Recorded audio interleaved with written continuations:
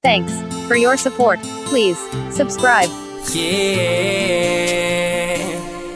ooh, you're amazing. Oh, that's who you are. Very painful matter indeed. And yes, some of us have lived with some bitterness, and we make no apologies about that. We were a people in war, led into war not by our own wishes or design, but in self-defense. No apologies, Nigeria. No apologies to the world. But here we are. I'm sorry, I'm going to stand up, if you don't mind. My name is Onyeka Onwenu, and it's not the Onyeka Onwenu that you think you know, that you read about in the papers, but the Onyeka Onwenu that was born and raised in Port Harcourt. That's correct. And the person who made that statement knows. When he says DK Onwenu, he's telling you where this person came from. My father was the first Arundizog man in the Federal House, and he was representing a Port Harcourt constituency. He was the principal of Enitonia High School. He was a brilliant man, but he died too early. Thank you. That's my background. I'm also from Abia State. Since I am Adamazi, I'm Mwaro. Adamazi. I'm from Imo State, Arundizog, and I'm from Anambra, where my mother comes from. I can go there and live. I can do anything I want in Anambra. Nobody can say anything to me. I'm also from Lagos State. Ah, surprise, surprise. Yeah, I'm from Lagos State. I married a Yoruba man. I have 2 Yoruba children. They only paid 5,000 naira as bride price. So we have a right to demand more money anytime. 5 minutes going. Yes, 50 years after I fought the war. As a young girl, 14, 15, 16, 17, I was in that war. And I lost many relatives. I worked in hospitals. I carried babies who died in my arms. I treated old people who took days to die. People were dying out of hunger.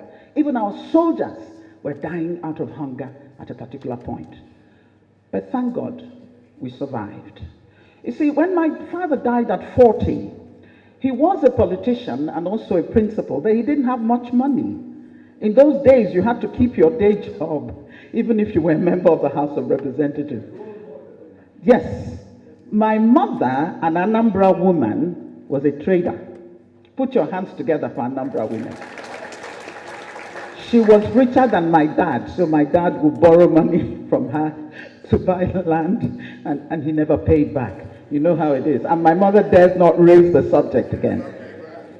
At the end of the war, I could not go back to Port Harcourt.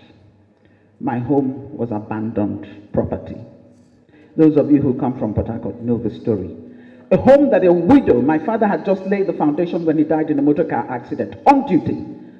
A building that a widow, and living just adjacent to us, the Ikopus on Hospital Road, we could see you, we could relate. In fact, I thought we were related because every family in Port Harcourt was together. You didn't care where they came from or who they were. Once you're from Port Harcourt, every parent had the right to reprimand another child that you saw misbehaving. It was a beautiful town, but we couldn't get back to it. So for me, the Civil War never ended. At the end of that war, my father, oh no, it never ended. It's still going on. I had no family house. My poor mother went back to claim the property. She was beaten into a coma by people whom she had helped all her life and sent to school because she's an Igbo woman, and now Port Harcourt belonged to another group of people. They forgot the sacrifices that the Igbos made. It's still going on. No apology has ever been made about that. The road that is now referred to Harold Wilson Drive used to be DK Onwenu Road because of the sacrifice that people like the Onwenus, the Ikopus, you know them, the sacrifices they made in building up Port Harcourt. Here I am. So I traveled outside thanks to my sister who was at Harvard at the time, who organized for the rest of us to come and go to school. But we all came back to do what? To develop Nigeria. I have tried, with the little talent that God has given me, to use it for the betterment of my society and my country. But can I tell you something? That if I were a Yoruba or Hausa woman, I would probably have had more patronage, I would have had more help and more support than I have got by my self-help effort to raise this country up. But I'm not asking anybody for anything. I put myself through school. My widowed mother did her best, but I was working 2 jobs in America to put myself through school. I didn't want to take Nigerian scholarship because they were giving it to everybody, those who deserved it and those who didn't. And many of them were not even in school. I put myself through school. Wellesley College and the New School for Social Research. I have no apologies to make to anybody. I am angry. I am angry at Nigeria. I am angry at this government which seems to be letting us down. I am angry at us as a people. I am angry at my people in Ndibo. Because if they have refused you, why are you refusing yourself? Stop complaining and do it for yourself. We've always been able to do that. How did we build Imo Airport? Nobody built it. We spent how many years raising money? I know it was my equipment that was traveling all over the country for concerts. I gave free concerts to build Imo Airport. That's who we have been. And I remember in those days, Purana, Imo State Union, Purana, Zetiobi, Dike Onwenu, Oputa, Ikoku, you name them, Abba Korana, that's it. No dispute. Everybody follows the line and gets done what needs to be done. Let me tell you about Ndibo. Ndibo are wonderful people. Let me tell you about Ndibo. Ndibo are resilient. Let me tell you about Ndibo. Ndibo are people with integrity, with conscience, with a feeling of humanity that they can reach out wherever they are and contribute something to that society and not care that they're not even from there. That's who we are. Do not categorize us as people who are uncouth. We don't know, we don't have unity amongst ourselves. You're kidding yourself. We love ourselves. But we also love our neighbors.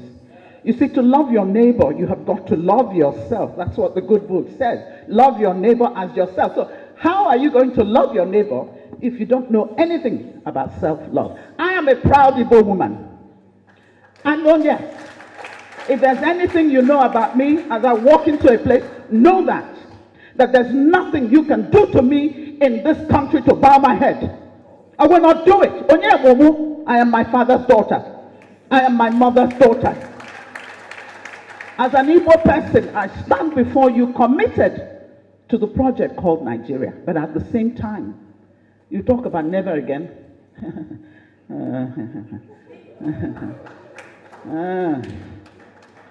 With what is happening now, never again?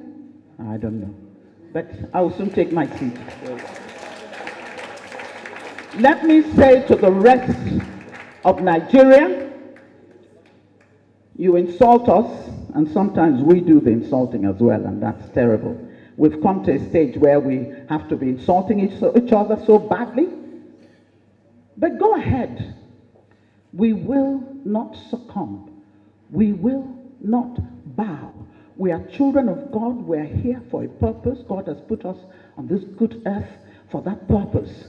You cannot drive us to the sea. You cannot tell us to shut up and take the pain that you are inflicting on us, abuse us on top of it. Listen, if you don't want us, then let us go. Thank you.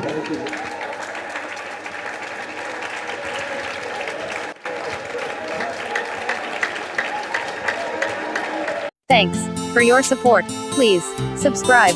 Yeah, ooh, you're amazing.